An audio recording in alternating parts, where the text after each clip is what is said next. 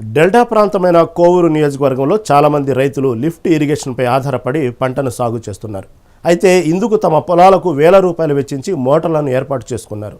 ఆరుగాలం కష్టపడి పంటను సాగు చేస్తున్న సమయంలో పొలాల్లో మోటారు చోరీ చేసి దానికి కోసం రైతులు ఆందోళనకు గురిచేస్తుంది.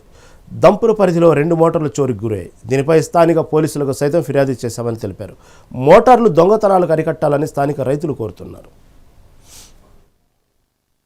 వెంకటేశ్వర నేను మా ఈ గోల్కొండ తోపు గ్రామంలో దంపూర్ గ్రామంలో మాకు పొలాలు ఉన్నాయి. మా గ్రామం ముడుకుండేది ఏటవతల ఆ గ్రామంలో మేము ఉండేది కాపురం ఉండేది నివసించేది. ముడుకు మా పొలాలు ఉండి మొగతాగా చేసుకుంటున్నాము. గత 10 సంవత్సరాల నుంచి చేస్తున్నాము.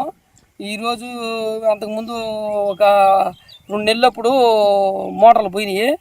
మోటార్లు పోయినప్పుడు అప్పుడేం కంప్లైంట్ ఇవ్వలేదు. మళ్ళీ పోయిన తర్వాత ఈరోజు మళ్ళీ కంప్లైంట్ ఇచ్చాము.